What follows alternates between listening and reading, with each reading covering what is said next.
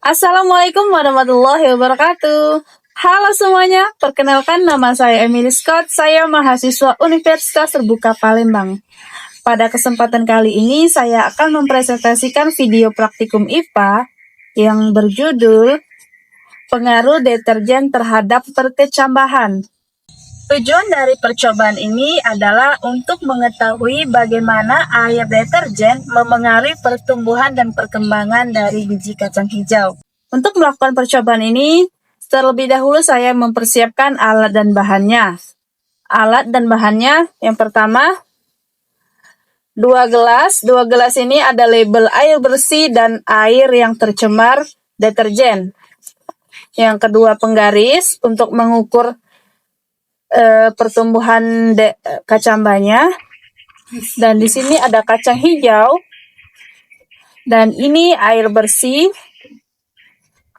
ada deterjen, ada kapas. Untuk melakukan percobaan ini, saya masukkan air bersih ke dalam 2 gelas yang sudah diberi label. Oke.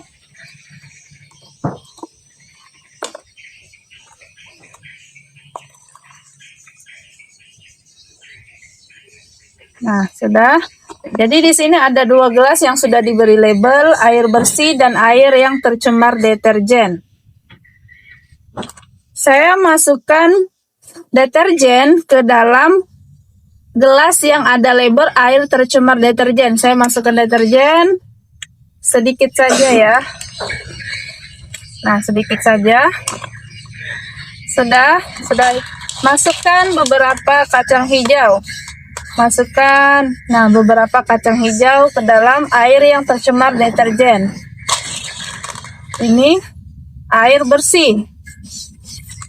Halo semuanya, saya akan mengecek perkembangan dari pencemaran lingkungan terhadap perkecambahan. Jadi saya sudah melakukan perendaman seharian terhadap perkecambahan nih. Ini air bersih yang sudah direndam dengan kecambah. Sedangkan ini air sudah tercemar deterjen. Kita cek ya, apa perbedaannya. Pertama-tama kita akan mengecek kacang hijau yang sudah tercemar air deterjen. Nah, masih berbentuk kacang, belum terjadi pertumbuhan. Nah, kita lihat lagi kacang hijau yang direndam semalaman pakai air bersih. Nah, bisa terlihat perbedaannya ya. Di sini kacang hijaunya sangat-sangat bagus ya pertumbuhannya. Sudah terlihat pertumbuhan dan perkembangannya pada kacang hijau yang pakai air bersih. Ini pakai air yang sudah tercemar deterjen. Ini air bersih. Ini air bersih. Kacangnya mekar-mekar. Sudah ada pertumbuhan, perbedaannya sudah terlihat. Nah, ini air yang tercemar deterjen. Nah, kita akan melihat lagi bagaimana percepatan pertumbuhannya ya. Tindakan. Ini pakai air bersih dulu, pakai air bersih kita basah. Masukkan ke gelas, kecambah air bersih. Kita masukkan dan kita masukkan beberapa dari kecambahnya.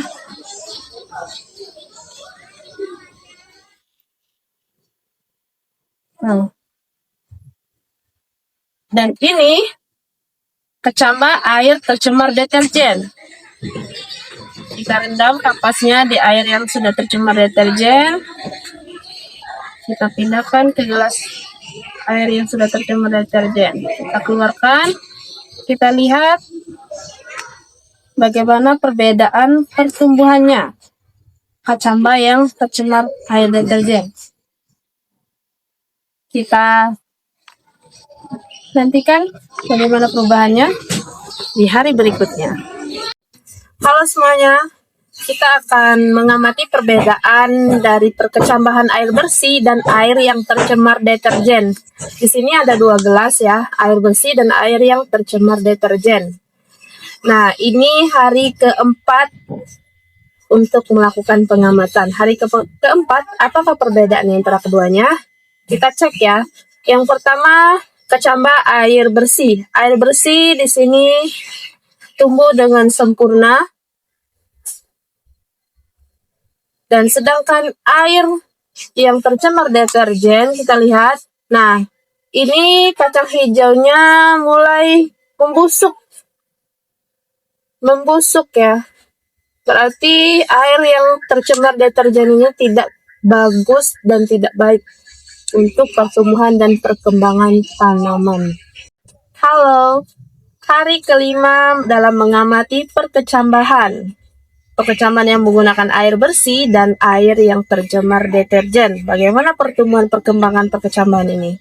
Nah, ini air bersih, kecambah air bersih. Kita lihat, bisa dilihat nih dari videonya.